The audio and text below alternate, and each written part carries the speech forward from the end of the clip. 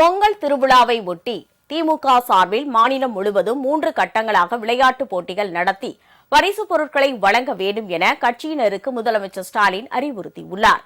இது தொடர்பாக திமுக தொண்டர்களுக்கு எழுதியுள்ள மடலில் ஜனவரி 3 முதல் 9ஆம் தேதி வரை நகரம், ஒன்றியம் மற்றும் பகுதி அளவிலான விளையாட்டுப் போட்டிகளை ஆண், பெண் இரு பாலாருக்கும் தனித்தனியாக நடத்த வேண்டும் என கேட்டுக் கொண்டுள்ளார். ஜனவரி 10ஆம் தேதி மாவட்ட அளவில் விளையாட்டுப் போட்டிகளை நடத்த வேண்டும்.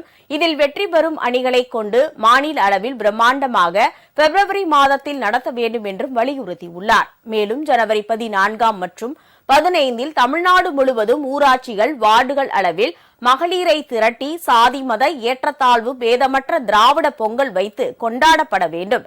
ஜனவரி 16 மற்றும் 17 ஊருக்கு பொதுவான இடத்தில் கலை நிகழ்ச்சிகளை நடத்தி திரை அமைத்து தன்னுடைய சிறப்பு செய்தியுடன் கூடிய திரை திருவிழாவை நடத்த வேண்டும் என்று முதலமைச்சர் ஸ்டாலின் கேட்டுக் கொண்டுள்ளார்.